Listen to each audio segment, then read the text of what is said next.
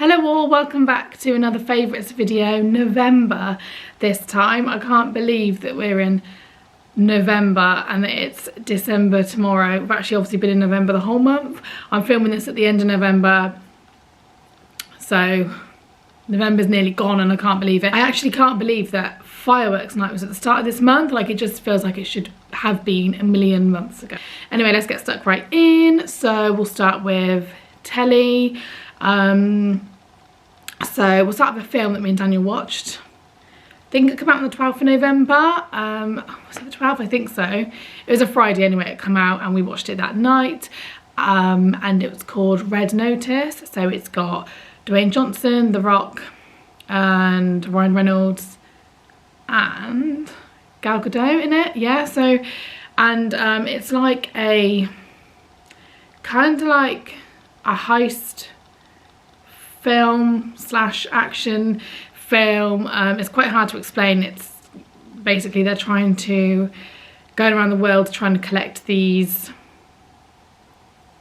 stars, I think they are, like these old legendary pieces of art, and Ryan Reynolds is like a known thief and him and The Rock team up and try to steal, I think there's like 3 stars, and they try to steal, like find the locations of the last 2 and try to steal them so he can get a certain amount of money, and The Rock gets arrested so he's going to try and clear his name. And yeah, and basically, and Gal Gadot's in it too, and she's like the #1 art thief in the world, and Ryan Reynolds is like the #2 art thief in the world. But it's really hard to explain. I'm trying not to give any of the plot away because there are twists in it and things happen, but it's quite a silly film. Like, it's not like a serious film, but it's just a nice, you know, good film to stick on for 2 hours. Me and Daniel laughed a lot, so that's always good.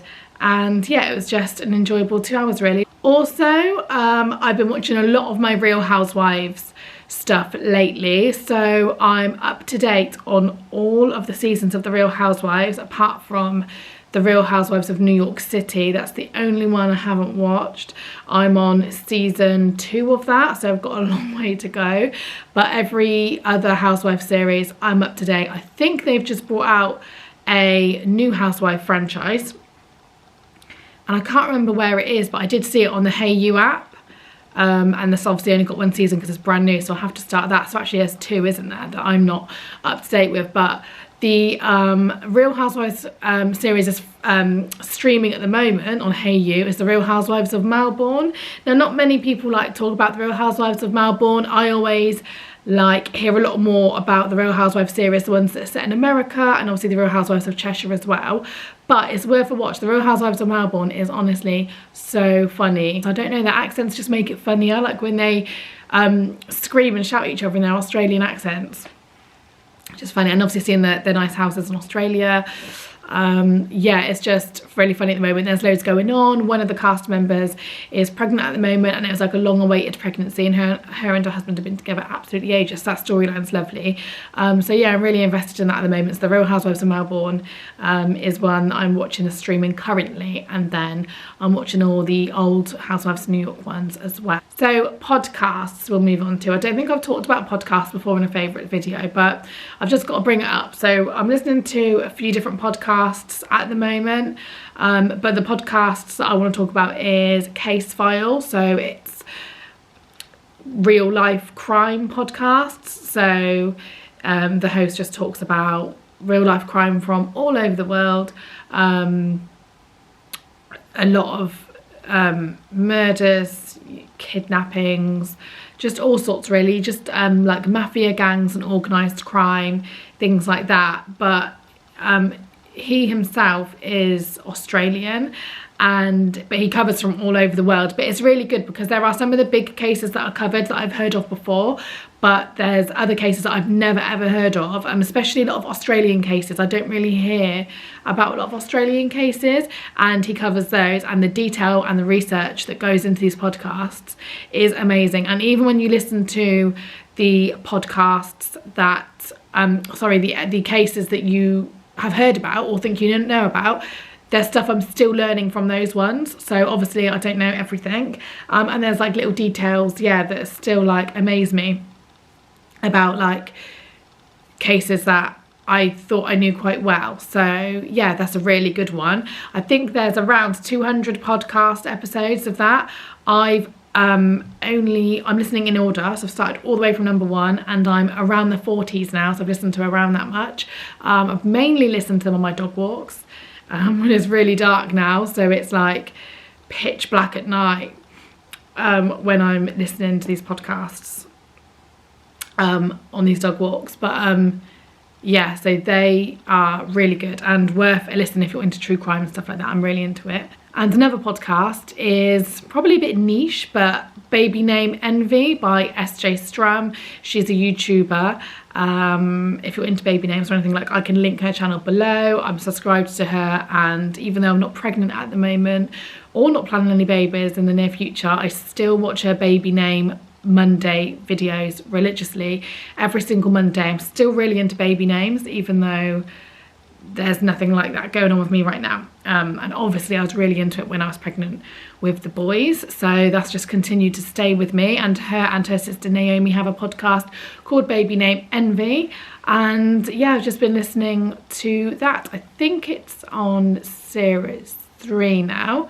That's a really enjoyable listen as well. Like, they answer viewers' dilemmas about names. They do like name polls and name games and talk about name themes and all sorts of things, and I always get ideas from there and save like a little baby name highlight in my notes. I'm sure we all do it. Like I said, I want to stress, I'm not planning anything, but I just always have a note of baby names ready to go.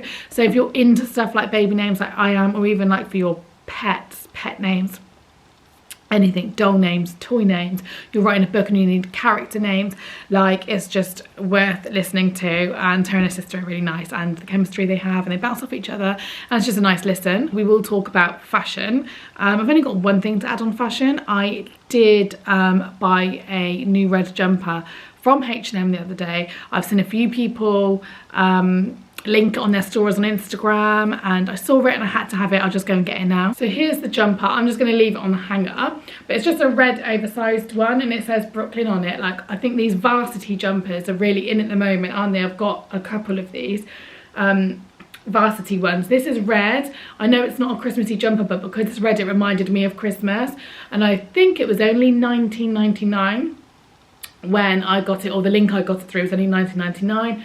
I can leave a link of it below if anybody else likes it, so you can find it. But yeah, I really have been enjoying this jumper. Lastly, I'll talk a little bit about home stuff. I didn't usually add home stuff onto here, but I've got a couple of things to talk about. So went to B&M the other week and got some gingerbread candles. I specifically went in there to get gingerbread candles because I just love the smell of my whole house smelling like gingerbread. So I think they were the Wickford & Co ones from B&M. We got a large jar, a medium jar, and some gingerbread tea lights just to put around the house.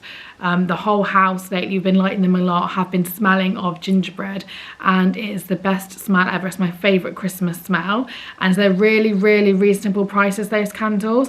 Obviously a lot more reasonable than the Yankee Candle range, so they are worth buying, and they have loads of limited edition and winter and Christmassy scents at the moment. So if you're into that, get yourself down there. Also, we got a big tub of, like, a big bottle of Zaflora. Not big, you know what I mean, the bigger sizes.